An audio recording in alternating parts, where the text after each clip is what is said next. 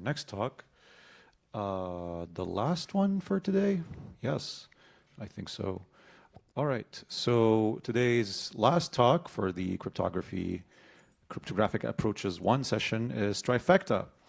Faster high throughput three-party computation over WAN using multi-fan-in logic gates. And the talk is being given by Thomas. Neither of those people. Yeah. Your name is not on the slides. Okay, this is Yes. like hard mode. So, first disclaimer: I am not an author of this paper. This is a fellow master student and my supervisor. And when your supervisor asks you to present a paper, you present the paper. So bear with me. Hold on a minute. I still need to read your name though. So. Oh, sorry. What's your name again? Thomas Humphries. Thomas Humphries. Okay. The Megalovania music stopped playing in my head. Okay. All right. Let's go. Nice. Okay. So yes, I can't claim any credit for the contribution, but let's take a look at the paper. So the setting, I think we've talked about it a few times. Multi-party computation, and the motivations for it, I think, are also kind of clear to everyone in the room. But we basically are trying to come up with a protocol that's better suited for wide area networks, and specifically looking at a building block of computing multi-fan-in AND gates. The threat model we're looking at today is a semi-honest model. Again, I think most people would know that here, where the adversary is very curious but follows the protocol. The reason they chose this is because it's more efficient, it's been practically deployed, and in theory, you can convert to the malicious model. So some background for solving this problem. There's two approaches, typically garbled circuit-based MPC and secret sharing. In garbled circuits, it's kind of this almost brute force approach where one party will kind of compute this whole truth table for the circuit you want to do, send it to the other party or parties, depending on the multi-party case. And they can essentially just decrypt the row that corresponds to their input.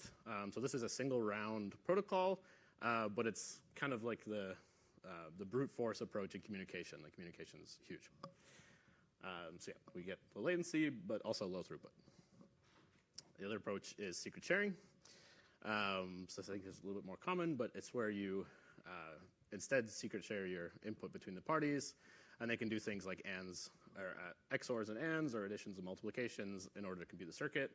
This is nice because the communication is much lower, but the problem is very interactive. Like for each multiplication, you need a round. Again, I think I'm preaching to the choir with some of that stuff. So yeah, I summarized it once more. But basically, we want to get the best of both, and what this looks like is trying to reduce the rounds of secret sharing based protocols.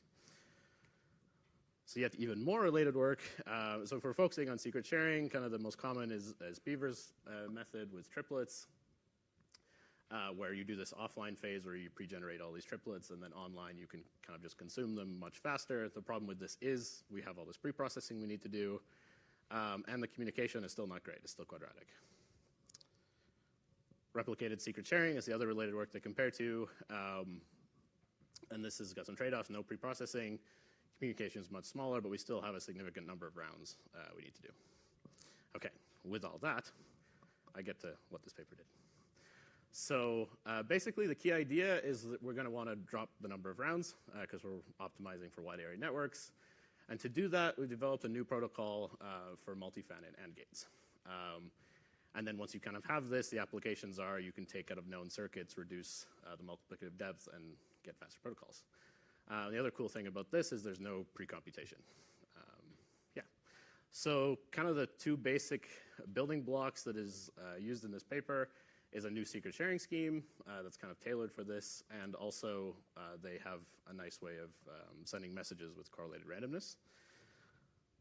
So the secret sharing scheme is a 2 out of 3 scheme where you have a dealer that has basically samples 2 random elements, and then we use this to blind the secret X. So each party has a different blinded version of X, and they also kind of have the leftover random elements. Why this? I guess you'll kind of see later, but they've proven that this secret sharing scheme satisfies the properties we want. It's indistinguishable for 2 different secrets for all the parties.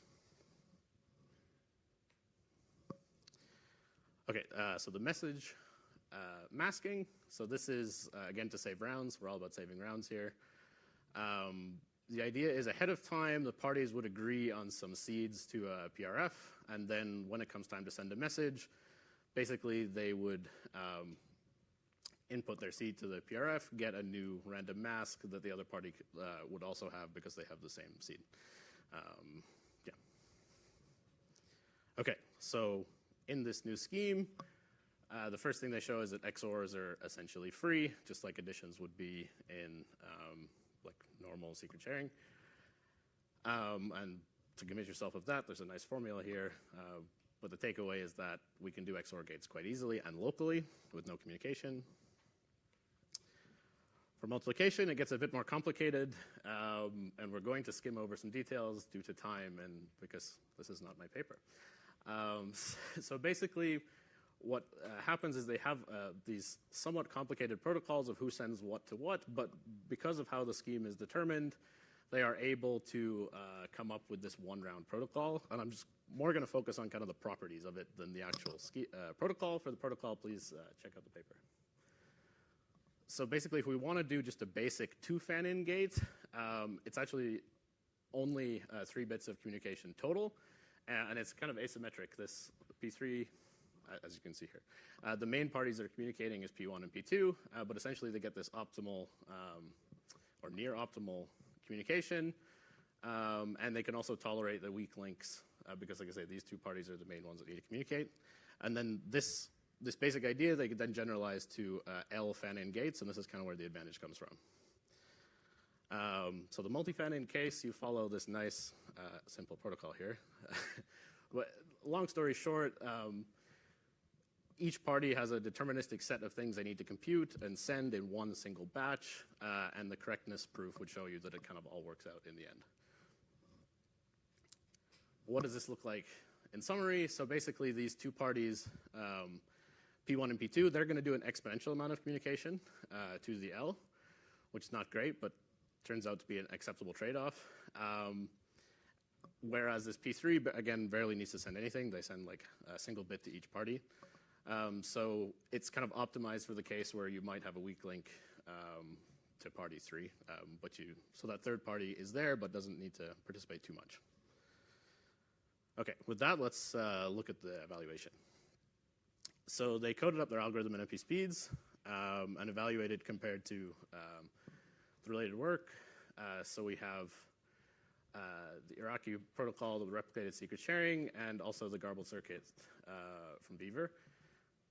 They implemented it using Amazon data centers in different parts. So the P1 and P2 were both in the US, but kind of far apart. And P3 was in Europe. So that's their real one, but they also have a simulated one where they just throttle the bandwidth and added a round trip delay, and also the local area setting as well. So kind of the applications of this, they looked at some basic stuff like addition, multiplication, and comparison. These are our building blocks. And basically by switching from the regular 2 AND gates, the L fan-in gates, each time we can kind of drop multiplicative depth by the base of the exponent from 2 to L, and here by a constant, and here from 2 to L. And so what does that translate to? So here's some runtime on these various circuits. And we have the related work, which uses the 2 fan-in gates, and then their protocol was 2, 4, and 8 fan-in depth. And in general, it ends up being a lot faster. Even with the 2 fan-in gates, and kind of the argument here is that this protocol is so lightweight and the asymmetric roles in the realistic one, they can kind of outperform across the board.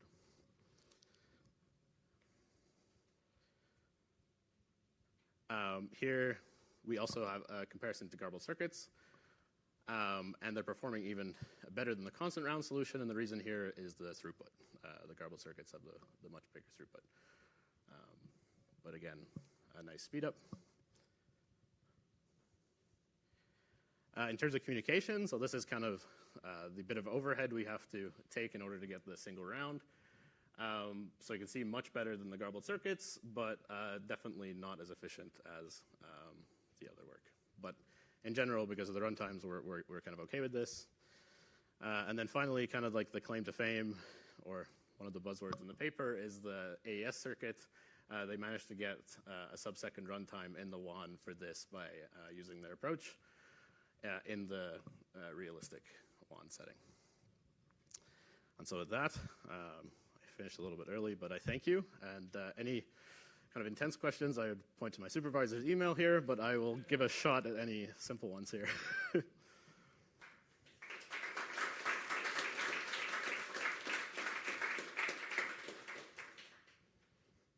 All right.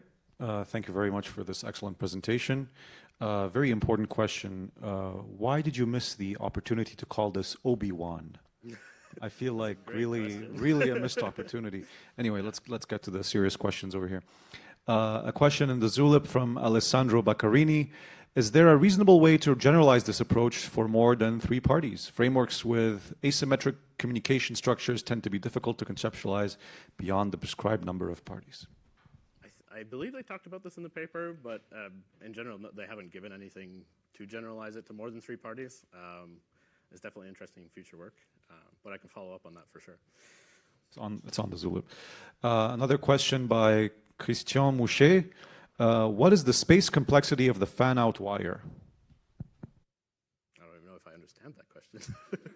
I can explain. So you have like a fan made out of wires. Like if you stretch it out, if you open it, like how much space does it end up taking in the room? So like, because when you open a fan, like, you know, like Katana or Melina from Mortal Kombat, you know, like the fan is bigger. So how much space? Anyway, I'm thinking, I don't know the answer to this one, yeah. Anyway, those questions are in the Zulip in case anyone wants to follow up later. I'll also tag, I've tagged Thomas already, but I'll also tag the authors of the paper and maybe they'll get a better response and less horrible jokes. Okay, so thank you everyone. That was the session.